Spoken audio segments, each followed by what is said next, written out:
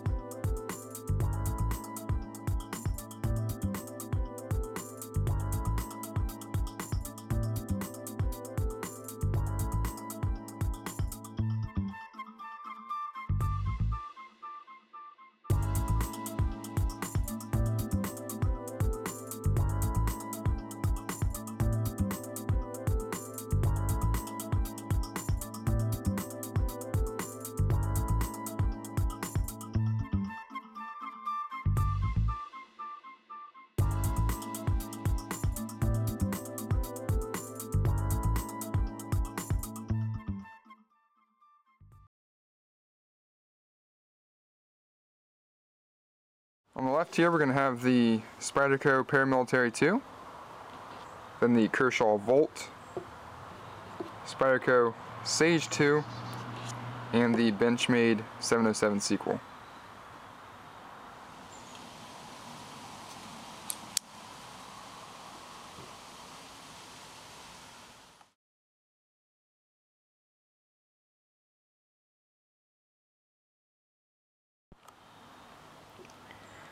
How's it going, everyone? I have another knife review for you today. In today's video, we're going to be discussing the Benchmade Rift. If anyone's followed my channel for any amount of time, you'll notice that this is the first Benchmade review I've done in a couple months.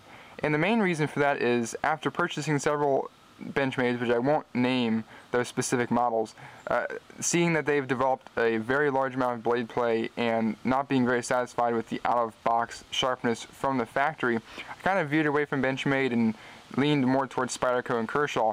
But this Rift has always been a knife on my wish list, something I've wanted to check out.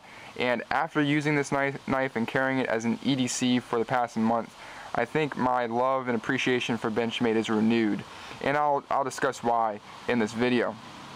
To start off with, let's take a look at the handle scales. You can see that Benchmade's provide us with a very nice black and gray G10 handle scale.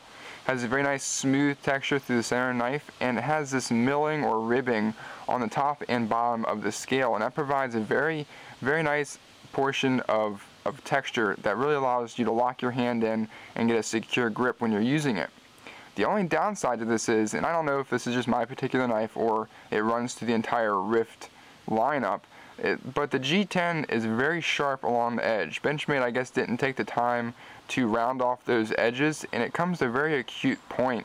So when you're using it, and even for a very short amount of time, you develop this hot spot or very uncomfortable spot on your finger or in your palm from those sharp edges when you're gripping the knife. You don't have to grip it very hard for it to really come through and start causing a little bit of discomfort. But I really wish Benchmade would have taken the time and rounded off those edges, especially for what you're paying for the knife. Other than that, the handles are outstanding. I think they look very nice, and they are very nicely textured. If we flip this knife over here, you can see it's a flow-through design. It has two pillars in the back here, separating the two handle scales. And sandwiched between the handle scales are some 420J stainless steel liners. They have the same black coating or treatment that the pocket clip has on it, and just goes well with the overall theme. I do wish Benchmade would have milled the liners out to help reduce the weight a little bit. This is a rather hefty knife, coming in just below 5 ounces, so any type of milling that can be done or skeletonizing will really help lower that weight. If we take a look at the pocket clip, one of my favorite Benchmade pocket clips, they call this the split arrow design. Very nice retention in the pocket. Also, it rides fairly low, so it can be concealed pretty easily. It is swappable for left-handed or right-handed users, tip-up configuration only. But overall, I think they did a great job. I like the coating that they put on here, the baked-on coating, as opposed to the glossier painted-on coating that they use on their Griptilians. This really holds up well and can go through a lot before it starts showing any wear. Alright, Benchmade's using the axis lock for this knife. Outstanding locking mechanism, really allows for very solid lockup, no up and down or side to side blade play. Alright, and very easy to open and close. Deployment method are thumb studs, very nicely rounded and contoured thumb stud. It's in the perfect position for some quick, easy opening. Alright, you can even open and close it with the axis lock if you choose to. But great thumb studs, ambidextrous on left or right handed side. As we open it up, you can see this nice reverse Tonto 154 cm blade. Really like the design. It's aggressive, but at the same time not intimidating. Has a nice amount of belly here that goes into that reverse Tonto point. Has a little bit of a swedge on the spine of the blade as well. So overall, I think it's a very nice blade design. Benchmade logo on the front. If we flip it over, you can see the Osborne logo with 154 cm. So overall, I think it's a great design with the blade and handle, and they really mesh well. Overall ergonomics are pretty good. You can get a full 4-fingered grip all the way up if you choke up on the knife, or if you want to spread your fingers out and get it into this backwards choil, I guess you could call it, and my pinky fits in there nicely, not a problem. But overall, great ergonomics and great knife.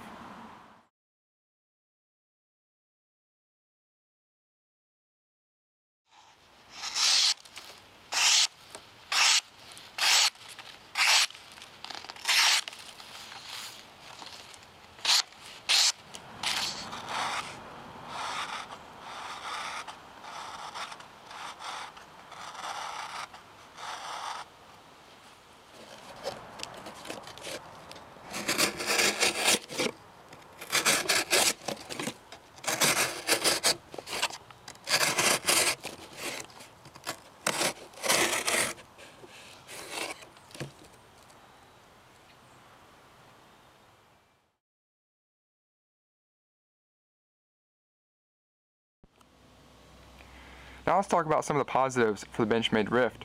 First off, out-of-box sharpness was outstanding. One of the many reasons that I chose not to go with Benchmades in the past was I was not very satisfied with the sharpness from the factory.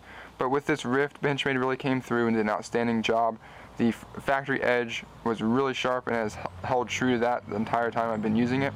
This is a 154 cm blade steel. It has held up extremely well through its EDC chores, so I've been very happy with that.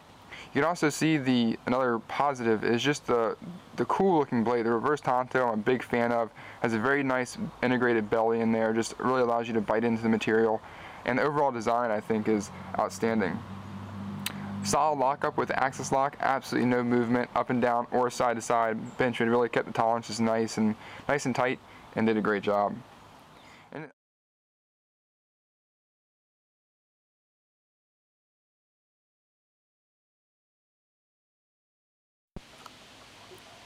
Now let's discuss some of the not so positives for the Benchmade Rift. First off, the edge on the G10, like I mentioned earlier, is quite sharp all the way around on both sides of the handle scale.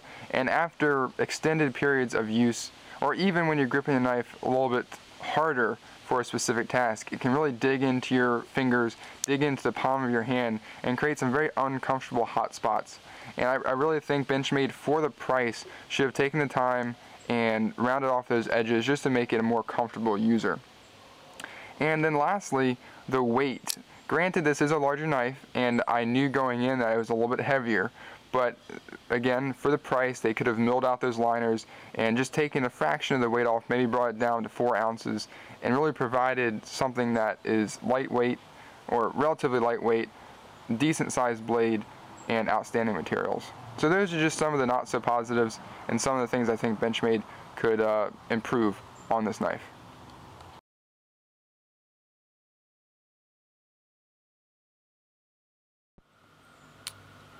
Now for my final thoughts on the Benchmade Rift. I think the overall design, the overall look is outstanding. It's a very handsome handle scale. The blade shape being reverse Tonto is one of my favorites. Out of box sharpness is outstanding. The fit and finish, great. Lockup is solid. But with all that said, there is definitely some room for improvement with the rougher edges, and the weight definitely could be brought down a bit. But overall, in the end, I definitely think this is something to look at if you're interested in a little bit larger folder, something that's got a little bit more weight to it. But overall, outstanding EDC, great hard use utility, definitely recommended. If you're interested, check it out. I appreciate everyone watching, and I will see you next time.